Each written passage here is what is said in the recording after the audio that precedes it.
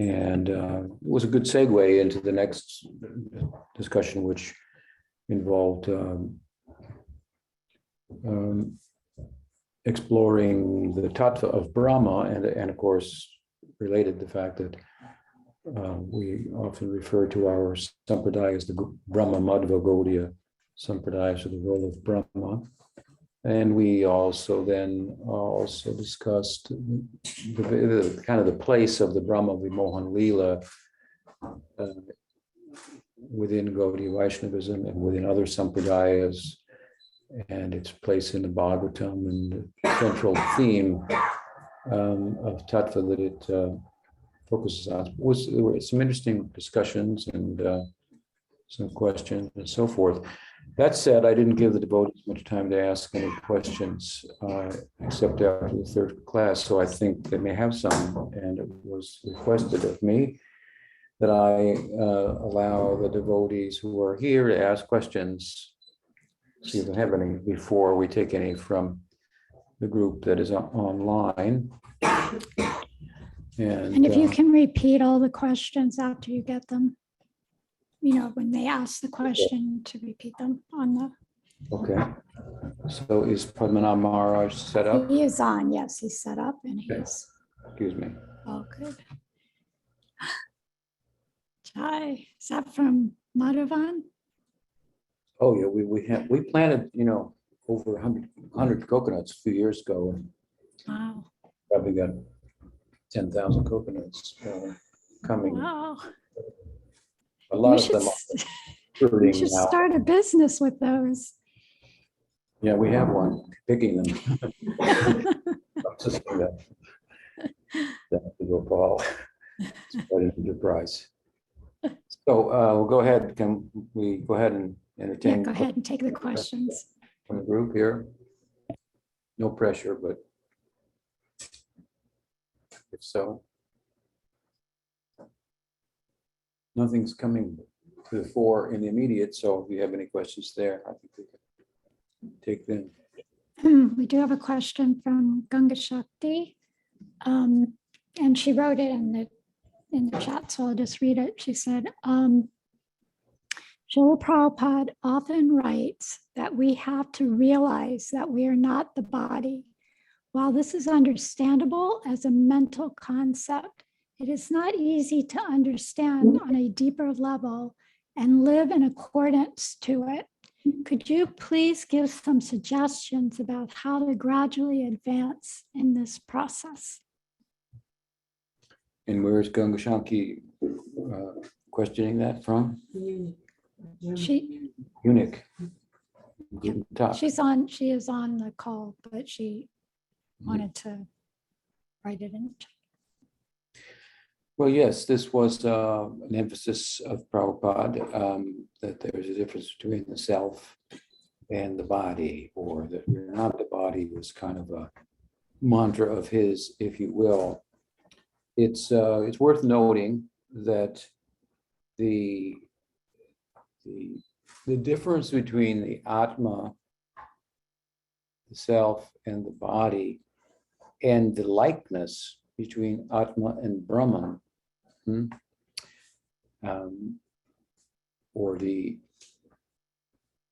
delimited, or I should say, undifferentiated feature of the Absolute, are not an emphasis.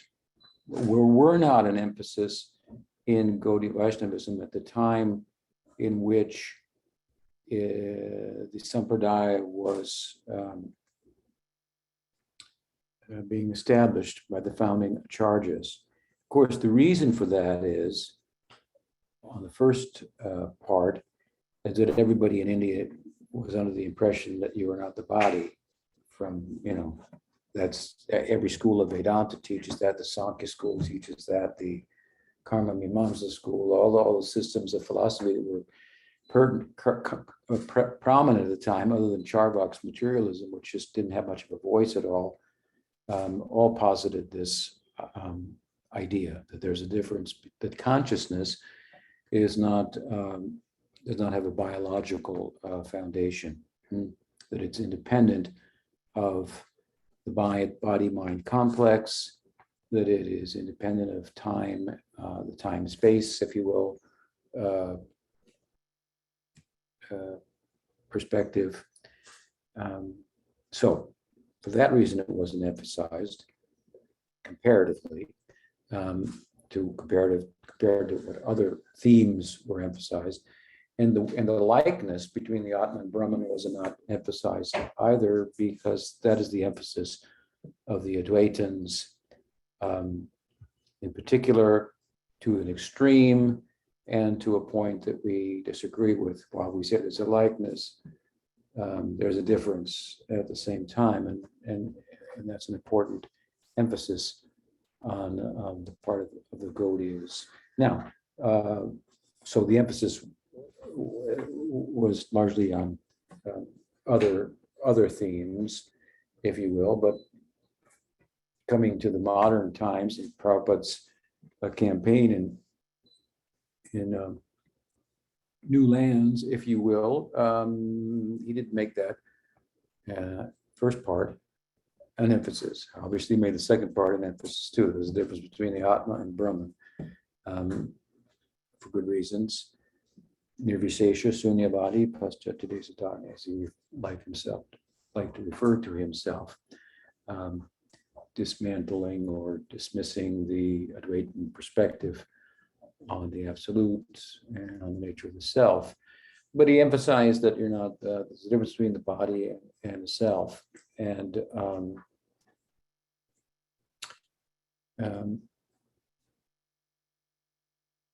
this is a sattvic perspective. In the Gita, it mentions that there are other ideas about the self that are rajasic or tamasic. We can find them in other religious traditions, in the Abrahamic religious traditions. There seems to be some confusion from our point of view, from the sattvic point of view, about the nature of the self. Is it the body? Is it the mind? Is it the emotions? I was listening to a Catholic priest not long ago speaking about what happens after death and what leaves. And he says, the emotional self is what leaves the body and goes to heaven, and so on and so forth. And while we agree that the emotional self, the psychic self, goes to the next body, the idea is to get beyond that psychic dimension of matter, as well as the gross dimension, and enter into transcendence itself, beyond body, mind, and so forth. So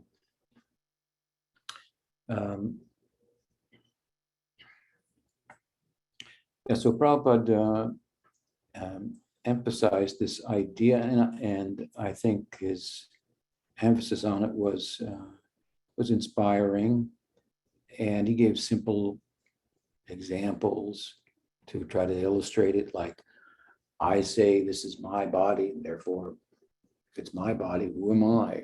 I must be different than the body, and so forth. These type of explanations resonated with us. They're rather simplistic.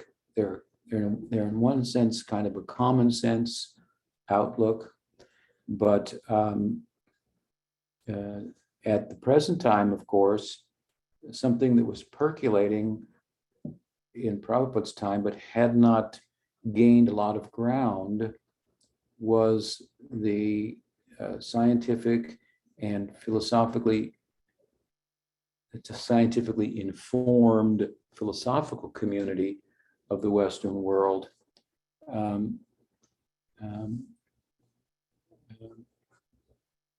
What was percolating and which is prominent now is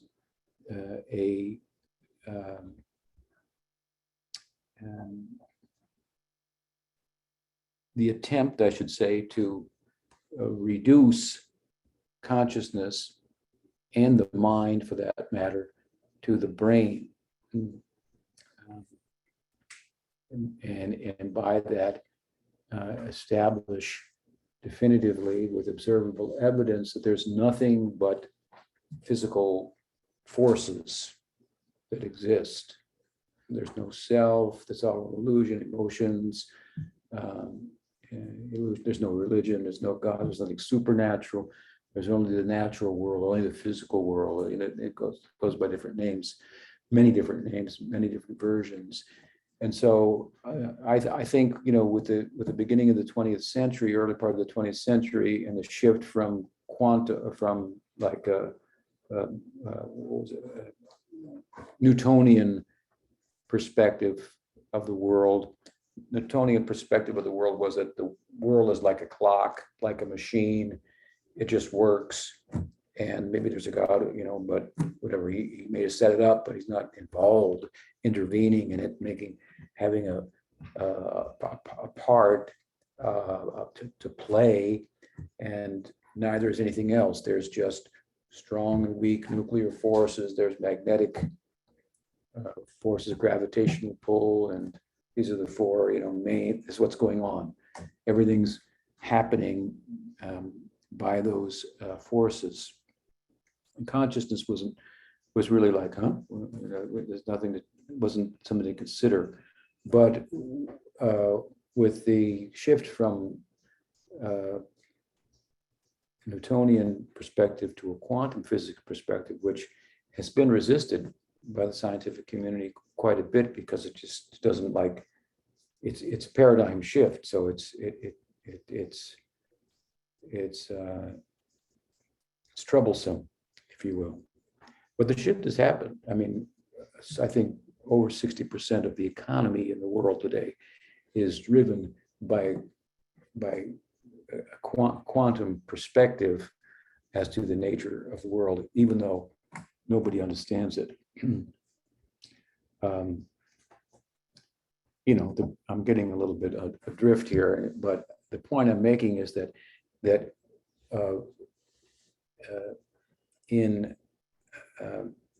the 60s and the early 70s, this was becoming a little more of a issue. What is the nature of consciousness? Because if you look at the world from a quantum perspective, well, the observer, comes into the picture because whether something is a what is it, a wave or a particle, well, depends who's looking at it. That's a crude way of saying it, obviously. So the observer, and so then this idea of the observer having a role to play in, and then Eastern influence coming to the Western world, and suddenly you had a scientist like Fritjof Capra writing the Tao of Physics, which was heretical from a scientific point of view, but gained a lot of ground nonetheless. And as time has gone on from there, the Western scientific and scientifically informed philosophical community has found this to be a very interesting and challenging subject. And because the principal drift within that philosophical community is that materialism as a philosophy is the reality of physicalism, naturalism. There's nothing supernatural. There's no soul. There's no colors really. There's just physical forces moving. When speak of no God, there's no red. There's no blue. So it's a pretty flat Earth kind of a perspective, in my opinion, but it's prominent and has a lot of energy because the scientific community, with its experimentation and the data derived from it and so forth, has retired a lot of other ideas, superstitious ideas about how things work. Like take medicine, for example, instead of going to the shaman, they'll go to the doctor and get their vaccine. So a few shamans holding out there, but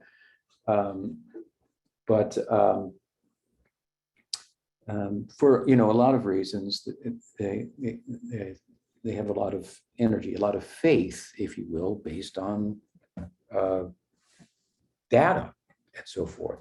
But the big challenge that they have met is to try to reduce consciousness to matter, try to reduce experiential reality to non-experiential reality.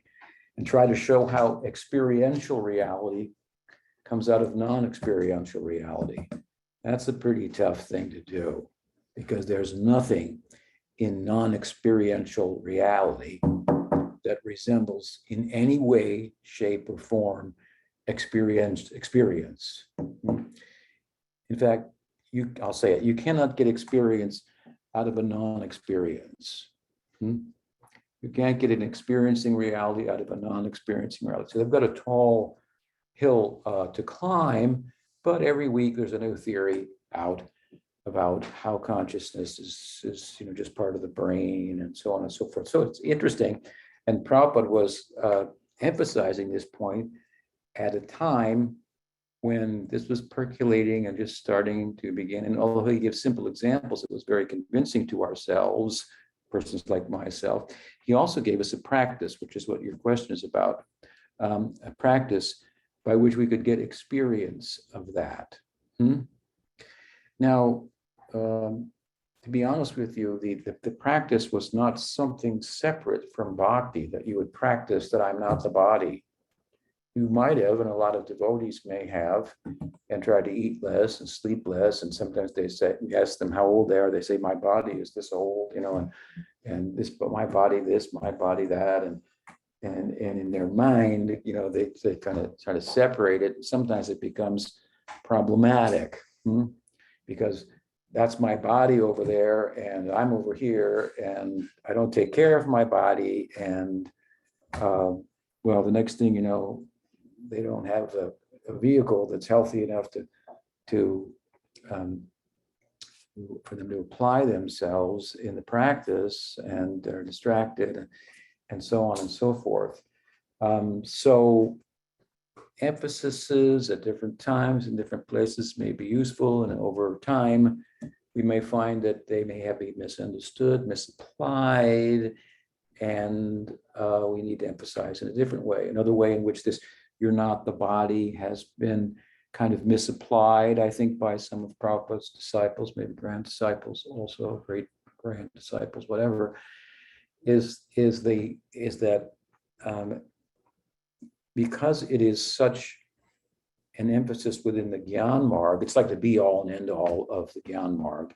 It's just like, included within bhakti, as you don't even have to talk about it, so to speak, hardly. But because it is so central to Gyan, there can be and I've seen it, a tendency for a Gyan-oriented perspective of bhakti to take precedence. So there will be an emphasis, for example, on vairagya, on renunciation. It's extreme. After all, because in the Gyan Marg, vairagya, or detachment, and the culture ongoing upfront of detachment is an anga, or a limb of that discipline. Vairagya, detachment, is not, by contrast, an anga of bhakti. It's a byproduct of bhakti. So, but if your bhakti is kind of influenced by Gyan, then you can be factoring in long fasting, austerities. The Gyanis, to practice vairagya, will do things like sit in front of a fire at midday in June, in the Rajasthani desert, and say, hot, cold, these are all perceptions of the mind, and I'm going to realize it. Or in January, to go into the, up to Haridwar and enter into the Ganga up to your neck at midnight, and they do these things. So this is a way in which there's a practice to realize that you're not the body, but it's not very user-friendly. And as I say, by contrast, in bhakti, this realization is a byproduct of applying oneself within bhakti. And so your question is about how, what can I do to realize that I'm not the body? How shall I think about it? Well, another way to think about it is to think, I am the body. Now, I know that sounds antithetical, but there's a couple ways in which it's true. my body is an extension of my consciousness. So it's me. It's nothing but me. Gross matter comes out of subtle matter, and they both come out of, consciousness. So if my consciousness is material, then it's going to take a shape, and that's my shape, according to my consciousness. Now, that consciousness is different than the fact that I am consciousness. It's a shade of consciousness covering my consciousness self, if you will, right? Let's say, call it, as Prabhupada has at times, contaminated consciousness, chitta, contaminated consciousness. So to purify the consciousness, this is Chaitya Dharpana Marjan, what Mahaprabhu was described, but his Nam Sankirtan. This is the beginning of his teaching, right? So it's the same thing. It says you're not the body, Chaitya Dharpana Marjan, to cleanse the chitta, the internal organ, if you will, the subtle body on which impressions are registered, that have an impact on what I do, and so forth. So to change your impressions that you imbibe, and to imbibe only impressions of bhakti through participating in the different angas of bhakti, which are very pleasing, like hearing, chanting, going to festivals, honoring Bhagavad Prasad. Sounds a little nicer than going in the Ganga in the middle of the winter up to your neck. To absorb oneself in these things is to also say that I am this body, by way of saying I am not a mukta, a liberated soul. I am not a siddha, but by the grace of my guru and the Vaishnavas, I am also not a buddha jeev, the opposite, materially conditioned. Well, what am I then? I'm a sadhaka. What a beautiful idea. And I have a sadhaka deha. Deha means body. So my body is the body of a sadhaka. I should take care of it. Remember when I was young in the New Dwarka, the Los Angeles temple, we used to sleep on the floor, 30, 40 brahmacharis every night. And then there was this big bin with clothes in it, and you would go and close your eyes and reach in whatever you pulled out. That's what you would wear for the day. That was supposed to be, I'm not this body, renunciation and so forth. There were some downsides to that, but I remember one day looking in the mirror to put tilak on, and I was putting the tilak on. I was reflecting on how the gopis must decorate themselves with such care and so forth, and how different that was than closing your eyes to reach into the bin to pull something out. And I really had a shift in my thinking. This is body. Of course, it's not a siddha swarup in the lila, but it's a sadhaka deha that's the vehicle to take me there. And Mahaprabhu says in Chaitanya Charitamrita that when you get diksha kale, at the time of diksha, then you get a new body. That's what I'm talking about, a sadhaka deha.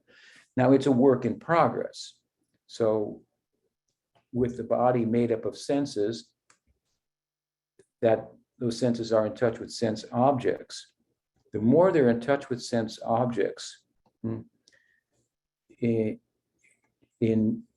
the pursuit of pleasing the senses of Krishna through that contact, the more the sadhaka deha becomes spiritualized, and the more it's in touch with sense objects for inadvertently fostering the idea that I am, American or Indian or Swedish or Bulgarian, Latin American, North American, then the more that illusory identity is going to be fostered. So So the sadhaka, it's a work in progress, especially anishta, before the practice becomes very fixed up and the primary distractions have been cleansed away by this, again, ceto darpana majram, cleansing the chitta. Then there's a learning curve. So before, nishtas means you're going straight.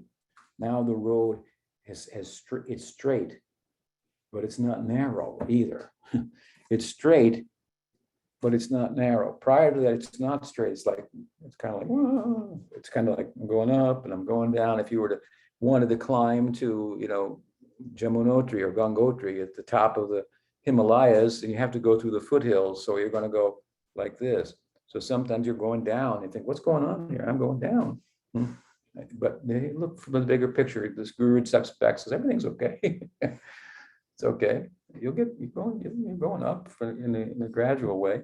And we learn from going down also. So there is a learning curve that we call anishta bhajana kriya. We can't beat ourselves up too much over that. Neither can we abuse the fact that that's the place we're in and not strive to straighten the road out, so to speak. But the interesting thing is that in the anishta stage, where the road's not straight, it's narrow, because it's followed by rules and regulations, and the understanding is very limited.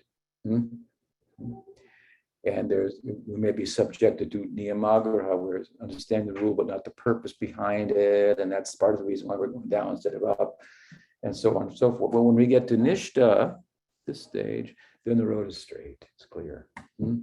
It's like you went to the top of the mountain and now you can see the valley of prema on the other side. You know where to go. But it's not narrow. The road is straight, but it's not narrow because rules have turned into realizations. And the multi-meaning to be drawn from the text that makes it as dynamic, the text as it is, living as it is, and so forth, is like, exploding in your mind every day. And you're pressed to talk about it or whatever, share it with somebody, and just to be preoccupied with it. So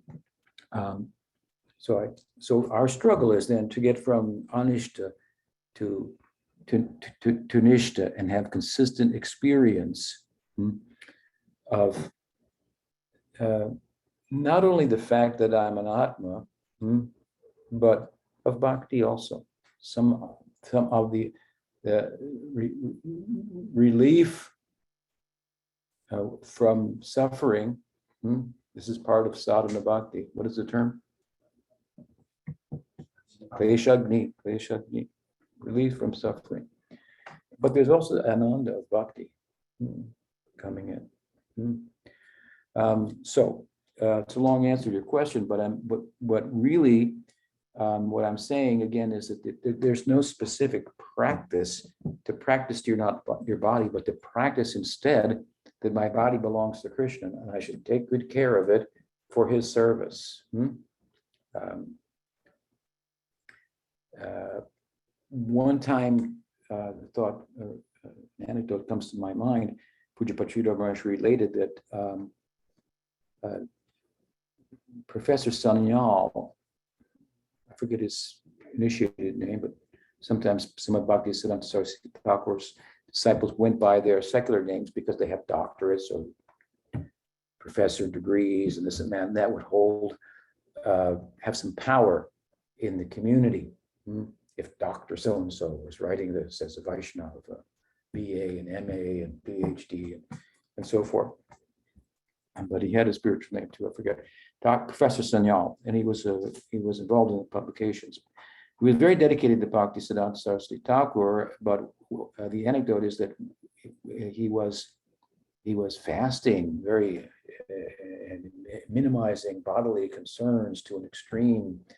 And one night, it appeared almost as if he would pass away or something like that. I forget all the details. It was either Puja Pachitam or someone else who said to him, look, you're looking at it the wrong way here. That body belongs to Prabhupada Bhaktisiddhanta. You better take care of it. He's got things to do with you. I'll give you another example that comes to mind, and that is Sanatana Goswami felt that his body was offensive because it had broken out in open sores.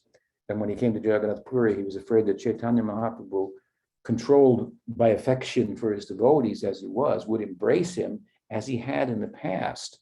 And he felt, oh, my body is unfit for that. But Mahaprabhu understood his mind and embraced his body, and all the sores went away. And then he said, don't think like that. What he was thinking, he was going to throw himself under the Rath Yatra cart. He said, no, I have many things to do through your body. So you have to take care of it. So there's you can think, I am the body. This is my sadhaka deha. It's a body that I've got now for serving Krishna, and it belongs to him, and so forth. These are positive ways to look at that, and then to apply yourself in bhakti, by which Janiyati Ashubhai Ragyam Gyanam Chairahoitukam Vasudevi Bhagavati Bhakti Yoga Prayojita. Very quickly, renunciation, vairagya, and knowledge will come as maidservants to the bride of bhakti. If you embrace bhakti through good association, understand better how to embrace the angas of bhakti and apply them in your life. It doesn't matter whether you're a householder. You think, no, it's hard, I'm a householder. It's hard for a monk too. But the way to do that will be slightly different. How to give yourself entirely to Krishna. Bhaktivinoda says simply, take shelter of the holy name. That's for everybody. But how to dedicate yourself completely as a monk in bhakti will be slightly different than how you will as a householder. Just to give a simple example, the householder was going to be earning some livelihood, so beyond what he or she needs for their sustenance and from some reasonable form of recreation, as Krishna says in the Gita, yukta hara viharasya yukta chetasya. You have to be balanced in eating, sleeping, and playing. Sometimes Prabhupada would say, okay, let's stop and tell a joke. Something like that. He would do that. So we didn't always understand that, I would say, but that was the problem. So at any rate, balanced and such, and beyond then reasonable amount of recreation, which might be different for different types of householders also. Then your funding will go to help, projects like publishing books, opening a temple, serving the deity. That's your fun money, so to speak. Whereas the monk is not earning any money. So they're different, but they have the situations are not necessarily more or less conducive for bhakti when bhakti is properly understood. Easier said than done. But we try to explain it as best we can in a wholesome way, and so that you'll be happy and healthy and not end up with some kind of neurosis about it, and you will realize that you're eternal. You'll experience that you're eternal. That should be a beginning thing. You'll experience that I'm eternal. What can I say about it? You can't say anything but that. You have to experience it. I'm eternal. I know it. I've experienced it by absorption in bhakti. And this is maybe the primary aspect of the Atma. Therefore, that's what's emphasized in the Bhagavad Gita when Krishna talks about it. His whole discourse to Arjuna in the second chapter is about the Sat feature of the Atma, which is in contrast to matter. It exists, it's real, it's eternal. Now, it has the potential for Ananda and for knowing also. It's obviously not all knowing, or it wouldn't be in that position. But it has the potential to know, it has the potential to taste joy. And it would be joyful to know itself also, in as much as, well, you just ended all the problems of life that are all arising out of bodily identification with things that don't endure, in pursuit of enduring happiness and enduring life. Recipe for problems. The happiness of material life is the beginning of distress. As Krishna say in the Gita, he says, suffering, attachment is the womb from which suffering is born. True, very Buddhistic, who also said a similar thing. He's an incarnation of Krishna, no problem. But again, as I began, in bhakti, we don't advance by detachment. Well, you just said attachment's the problem. Now I'm going to say to you, but we don't advance, I did before, we don't advance by practicing detachment, but we advance by practicing attachment. But it's attachment to Krishna, by sadhu sangha. In bhakti, you can have friends. In Gyan, you can't have friends. In yoga, you can't have friends. So the more, the merrier, and the more, and there's help. So we want to become attached to Vaishnavas of consequence. This is our only problem. That someone of consequence, is anyone of spiritual consequence thinking about me? That should be my concern. I should act in such a way that that my guru or the Vaishnavas will not become indifferent to me, thinking, oh, he's hopeless. What can I do? Prabhupada was happy to be corrected publicly by his guru because he thought, well, at least he cares about me. So attachment to such people, that's not hard, right? To Krishna, that should be cultivated. And that you're not the body will be a byproduct. Once I asked Prabhupada, I said, Prabhupada, I was involved very much in distributing his books. So I was sitting with him. I said, Prabhupada, just by distributing books, will I realize that I'm not the body? He said, I've already realized that. I said, okay, I looked at that. So he said, yeah, because you are engaged like that, that is not a bodily activity. This is Sankirtan. So it happens unnoticed.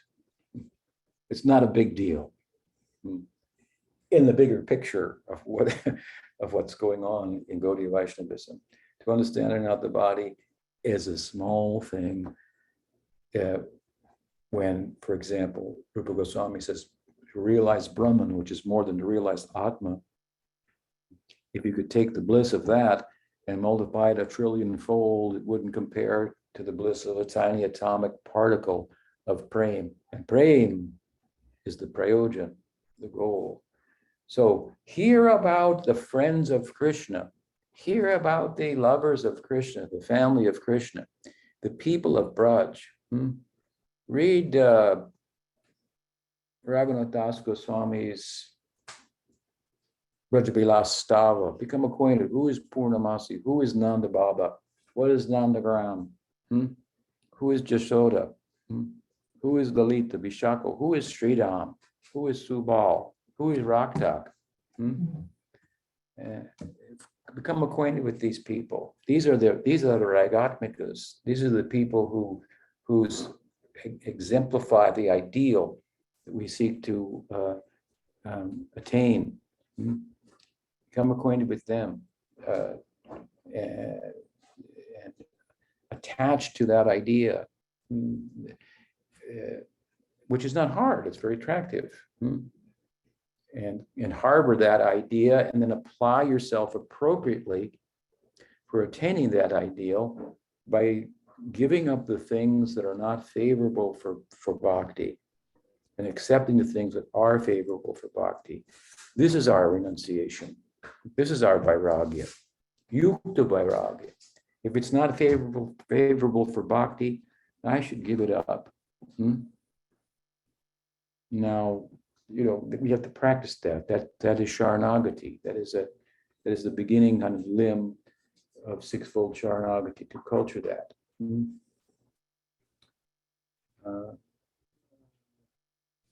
So, I mean, that's a long answer. And it's an interesting one, given the times in which we live, as I said earlier, because now this is a very hot topic, a sexy topic in philosophy in the West and in the scientific community. What is consciousness? Where the holy grail in the brain, the boing, conscious feeling starts to happen, which is like in a non-feeling thing, feeling comes out. It's like they want to take this magic and superstitious thinking out of life.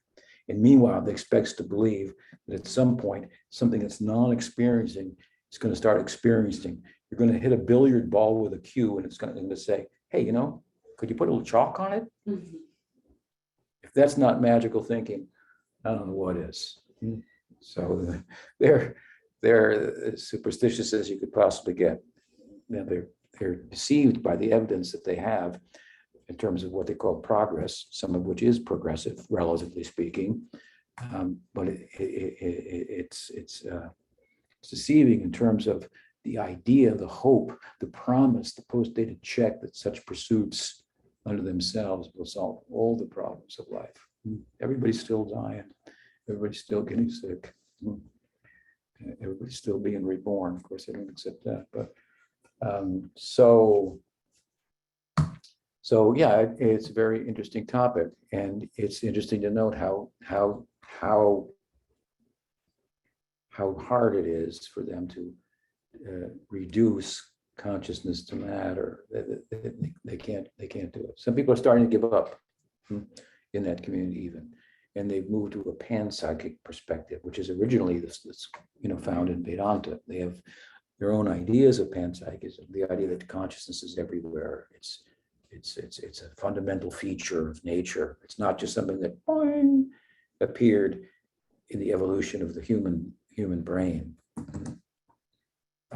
They're all interesting arguments that are out there. And the point being, I'm saying, is this really an interesting topic, and Prabhupada was addressing it in a simple, kind of a simplistic way by saying you're not the body, and kind of grounding us in that understanding, and then in practices of bhakti, if we applied ourselves, would give us experience of that, which is most confirming. You can philosophize about it all you want, and that may help you to keep your head and your mind and your intelligence from being swayed to dictate or contemplate actions in another direction. Knowledge, proper use of intelligence will help to corral us, so to speak, in practicing bhakti. Lust can be found in the body, can be found in the mind, can be found seated also in the intellect. It has to be uprooted. So at any rate, yes, the practice, which gives you some little experience, this is very, very confirming, and should compel us for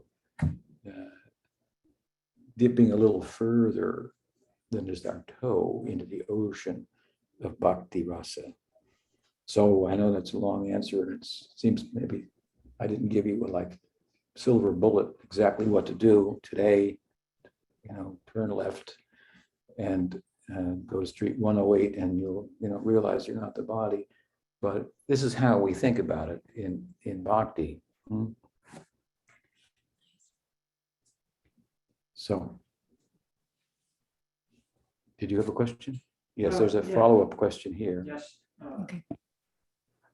One common critique of dualism between matter and consciousness is that there's substantial unclarity over how something immaterial as consciousness could influence the material body, for instance. Yeah. So what would the Gaudiya reply be? Did you hear the question?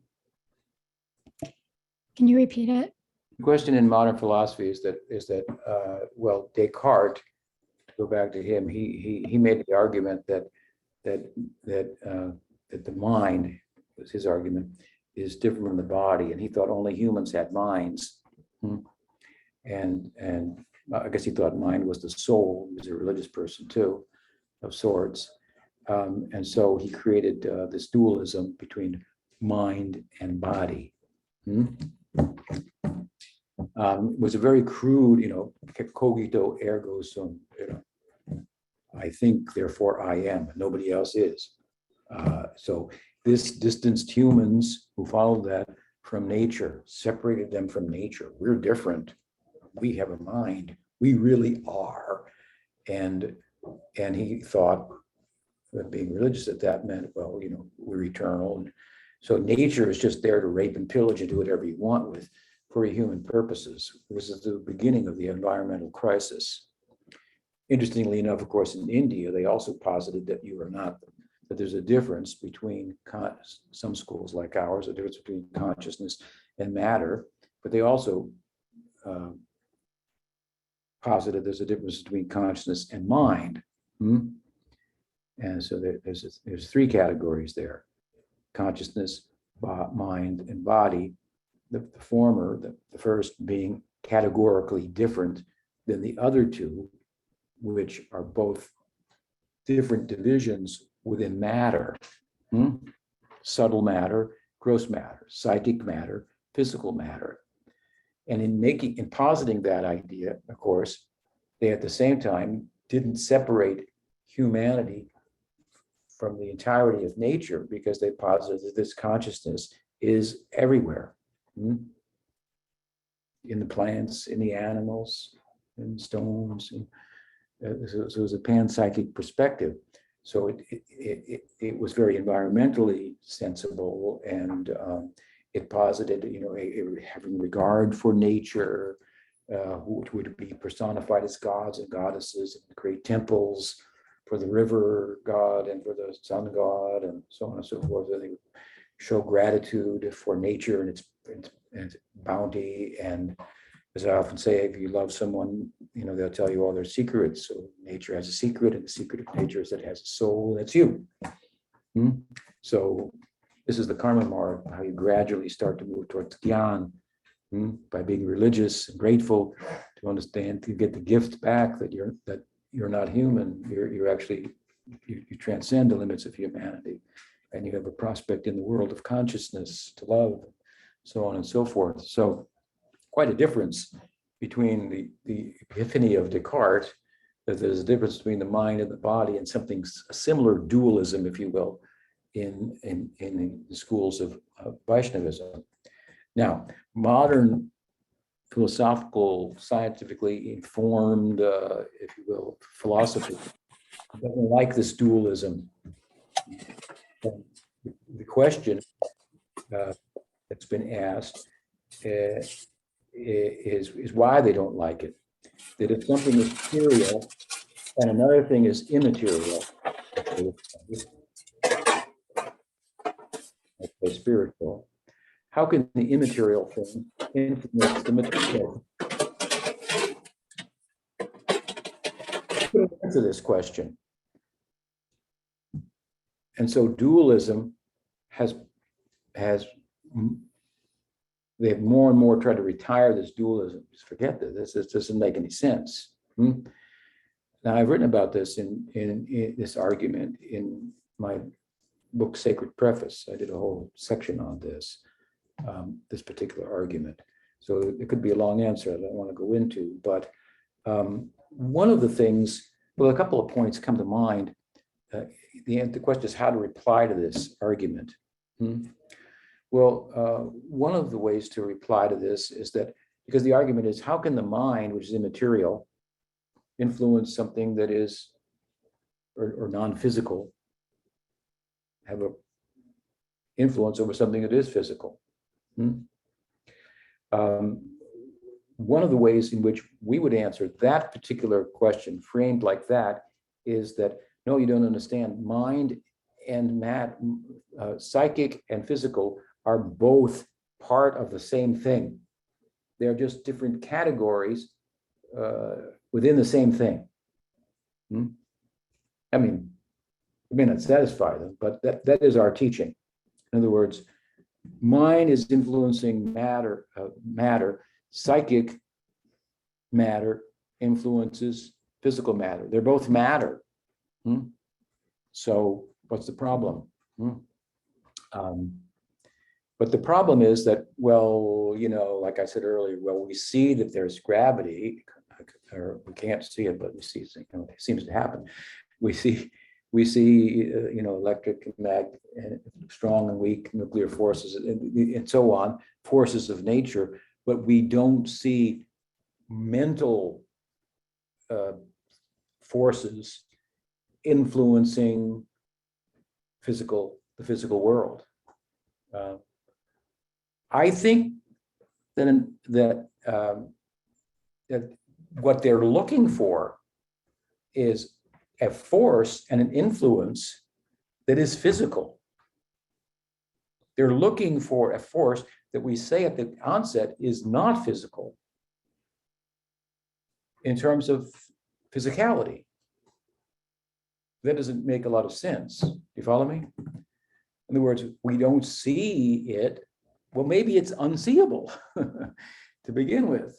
But we don't see it. Yeah, well, I know we said that. You can't see it. It's an unseen force, but we don't see it. That kind of reply doesn't make a lot of sense, but we can't measure it. Right. We know that. It's immeasurable. Right.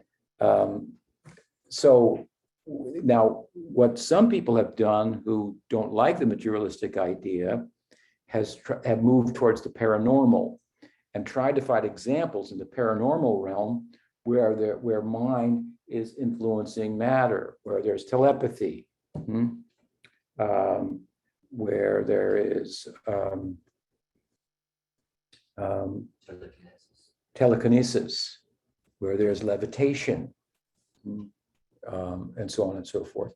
And to be honest with you, there are some very good examples of this. There's a man and lady, I forget their name, a married couple who wrote a book called Irreducible Mind. And one of the chapters in the book is these are well-educated Western-speaking philosophical people.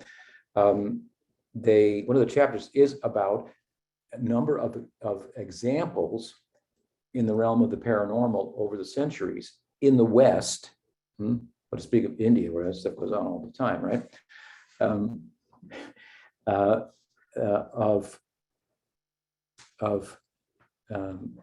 What we call miracles, right? Levitation. They cite one famous priest, one saint, Catholic saint, the flying saint. I forget what his name was. We mentioned him the other day. Somebody looked him up, and there is just many, examples. But these kind of examples, they're going to be few and far between, and so there's a tendency to dismiss them. Well, there must be some other explanation for them. We don't have to deal with it. There's not enough of that data to force us to deal with it.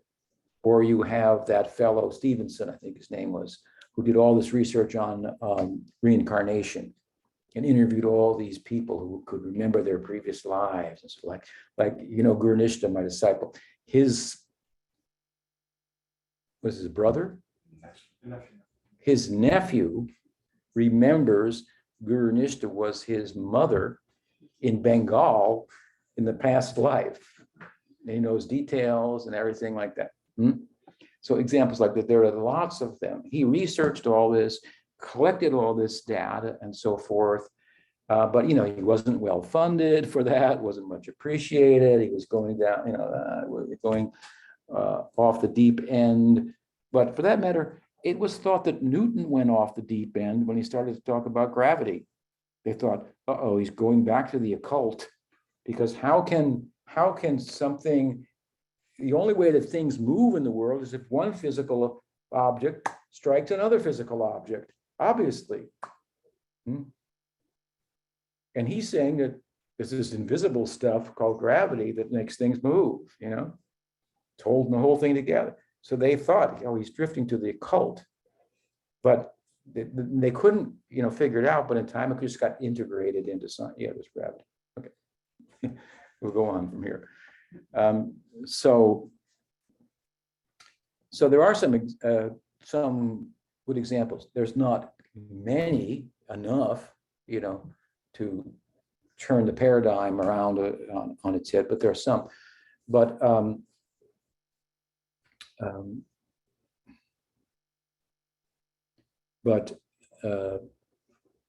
I think above and beyond that, the question is mind or is consciousness causal, right? That's the question. Does it have causal efficacy? Does it change things in the world? So, well, that's certainly how we live our lives. We live our lives as if our thoughts matter. And matter doesn't matter unless we think about it. But that our thoughts matter. And if you want to say that they don't, that would be materialism. They don't matter. They don't have any influence on the world and so forth. You're really doing a talk that is absolutely impossible to walk. If you can't walk it, how good of a talk is it? No one can walk the talk of materialism as a philosophy. It is impossible. In that philosophy, nothing, if you want to get down to the bare facts, nothing matters. It doesn't matter if you kill someone on the street or you feed hungry children on Christmas Day. The acts are equally just the movements of matter. Anything other than that, just some human idea, convention, and it's all in the mind, which is just matter anyway. So nobody can live like this. No, it's impossible. So what's the value of such a philosophy? And meanwhile, we have other more beautiful ways of looking at things, and we have a process, a means to realize that that there is something immaterial, a self, and that it does have an impact on the world. And we see it in the mystics, and objectively we see that they have conquered their humanness, which is supernatural. They've harnessed their mind, their senses. That's supernatural. Try it. It's not easy. It's miraculous. So that's external observable evidence, which lends credence to their reporting as to the nature of their experience, what the Atma is, what the mind is. And who do you want to listen to about what the mind is? You want to listen to yourself? You want to listen to a psychologist, maybe on some level, how it works, how it might not work, how it might work better, but what it is.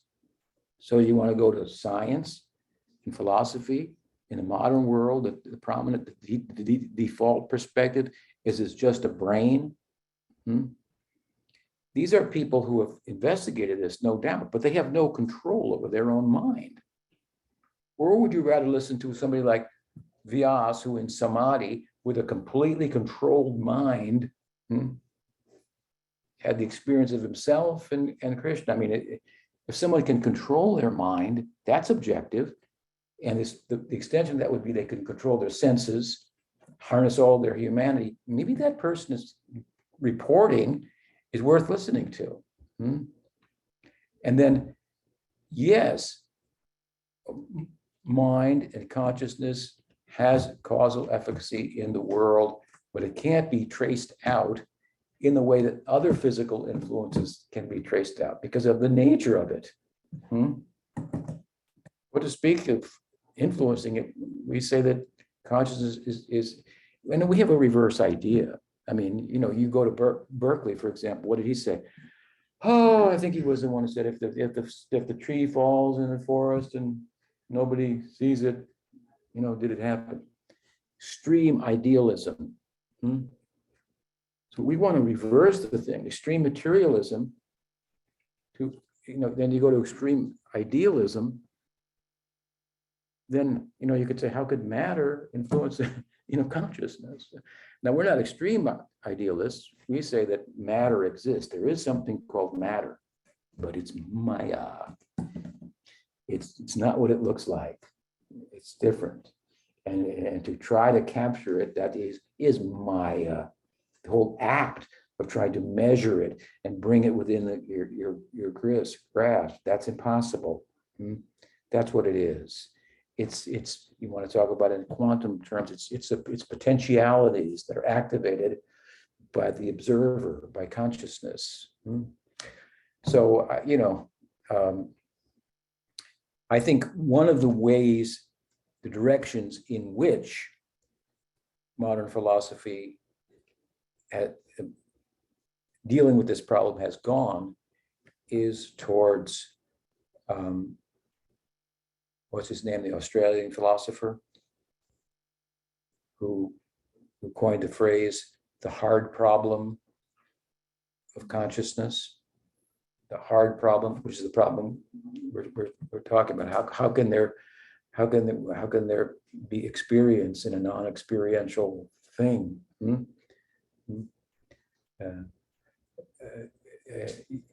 The direction he's gone in is to say there seems to be another category of matter called mind, which we agree with. Of course, now we want to go further, right?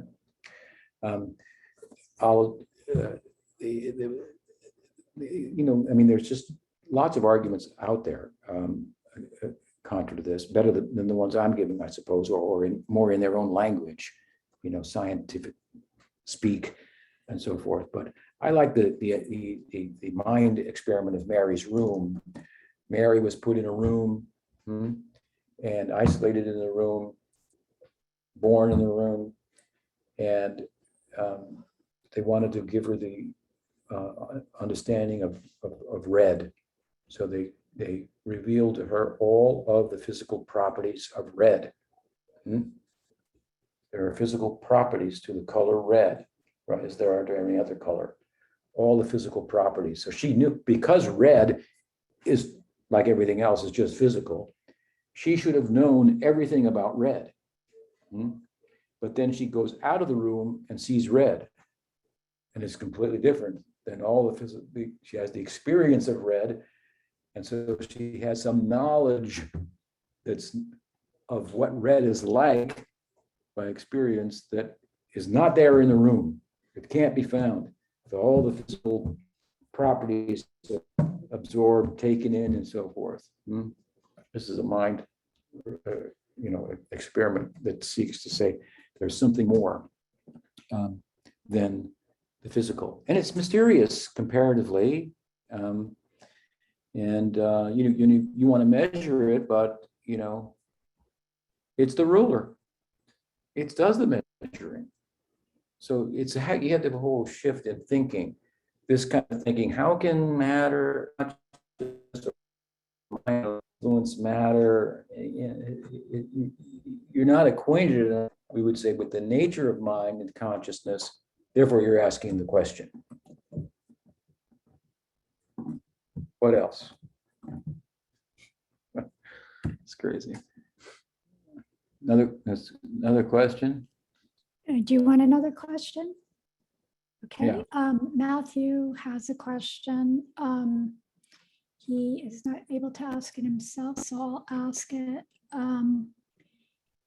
Let's see. This question is, would you please discuss the importance and meaning of diksha initiation? How important is initiation to progressing through the stages of bhakti? Just a short answer. Yeah. Well, it is short. Diksha it really involves, in essence, imparting the mantra. So the guru imparts the mantra, and the mantra is a sound representation of the deity. And so through the sound, through the syllables, he reveals himself.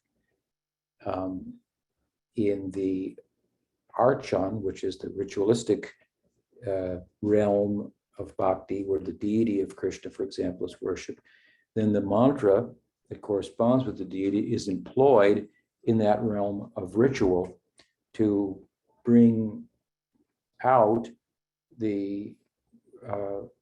for the practitioner, the participant, the reality of the deity's presence there.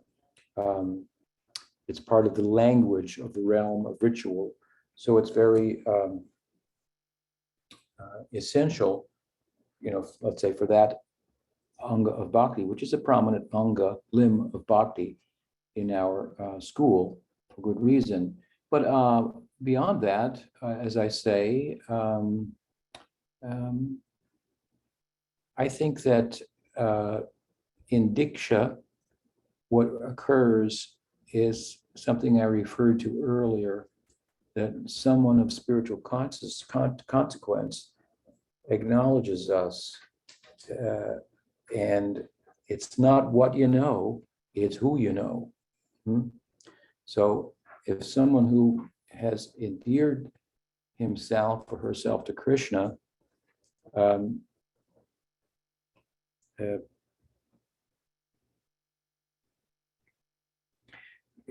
connects with another person, for example, through diksha, then the nature, psychologically speaking, of love is that if you love me, well, then you love my dog too, right?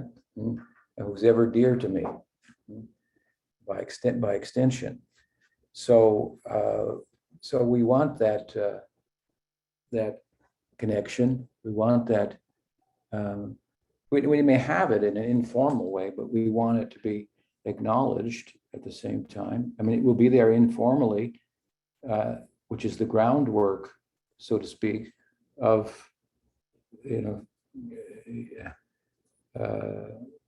just like, you have to fall in love before you get married. I hope, at least in the Gandharva marriage. So the connection is there in substance, but it's ratified, if you will, with initiation. But more than that as well, the mantra is imparted, and then the mantra is central to the practice. So those are some thoughts on that.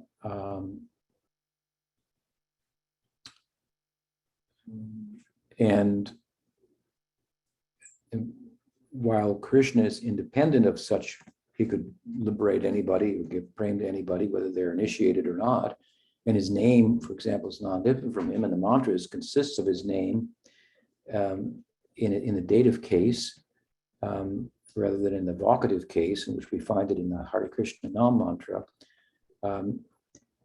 Still, Krishna himself has established this way by which he is to be approached through his devotees, through the guru. So if we are to ignore that in the name of the philosophical fact or theological fact that Krishna diksha is not necessary for Krishna to reveal himself if he wants to. So we say, therefore, why should I get initiated? That would be really to misunderstand. It's not why should I get initiated, but how can I not get initiated? Because this person, this Vaishnav, I must get in. I must have that connection. Is the feeling? It's very positive. So if we think, why should I trouble myself with that? We, obviously we have the groundwork hasn't been laid. We haven't fallen in love yet, or our faith hasn't been captured yet. Our heart hasn't been captured. Guru speaks such that what we feel like, hey, that's what I think. I feel like, yeah, it's there, but I couldn't say it. But he's saying it, she's saying it, and so there's one. We're one. So she is the guru, the God, who's already in the heart, coming outside. So we don't understand all that, and then of course you do understand that, but some people don't, and they think, well, what? I don't need the guru. Then to avoid that, look at it from the opposite side. Well, then you will be an offender to the name, because Krishna says, well, to disregard the guru is one of the offenses to the name, and the mantra is made up of the names. So if you think I avoid that, then you can chant the mantra. You can go find it in the book or whatever, but it's not going to be fruitful.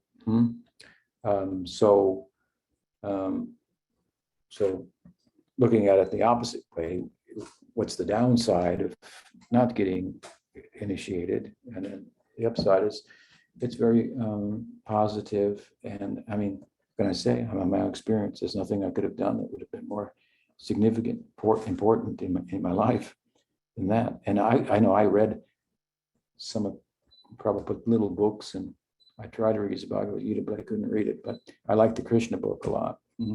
That I could read before I got initiated. Now I was giving classes from it friends of mine and so forth. But to me, it just like every page it was telling me, you got to find the, you got to meet the guru, you got to meet the guru. That was everything. I have some guru nishta, so I'll have to pass that on to you also, Matthew. You're a sincere student, and I look forward to meeting you personally. Gaur Premanandi. And he So says, thank you. He says, thank you, an inspiring answer. I know there's more questions, but we've gone a little over time, so we'll end for the day, for the moment, and hopefully meet again in next Sunday. Thank you so much, Guru Maharaj. Bye. His Divine Grace, Bhaktivedanta Tripurari Swami Guru Maharaj Ki Jai. Jai Haribol. So just stay on for just a minute longer online, just so I hope there's not so much confusion about the classes, but there is no Top Vivek classes this week. And I'm just gonna give you through Friday because that's all that was sent out, and I can't get on to the Facebook right now but if you go on Sri Chaitanya Sangha page, the whole calendar for till the end of the month and through Guru Maharaj's stay, all the classes are listed. So tomorrow, Guru Maharaj is giving classes on Brahma Vimohan Leela, and Pamanava Swami is giving classes on Venu Gita. So they're not every day. That's why you have to check the calendar. Tomorrow, there is no class from Guru Maharaj, but there will be a class from Pamanava Swami, which is at 7:30 Eastern Standard Time. And then on Tuesday, they're both giving class. Guru Maharaj is giving class at 12:30, and Pamanava Swami is giving class at 7:30 Eastern Standard Time. Wednesday, Guru Maharaj is giving class 12:30 in the morning, Eastern Standard Time, and no class for Pamanava Swami. Thursday, they're both giving class 12:30 and 7:30. And Friday, they're both giving class, but Friday's class will be at 12:30, and it will be specifically for Guru Maharaj will be talking about the Tirobhav of Sri Udaradanda, and Pamanava Swami is giving class Q&A at 7:30 that night. So a little different subject matter. So that's through Friday. So please go in. I hope all of you have Facebook, and you can check the schedule to get more details. So thank you very much for all of your participation. And if you know anyone that might be confused about, what's going on, you can maybe help them out, because I do notice people getting onto the calls at all interesting times of the day, trying to find something. So, Jai, Hare Krishna, Hare Rama.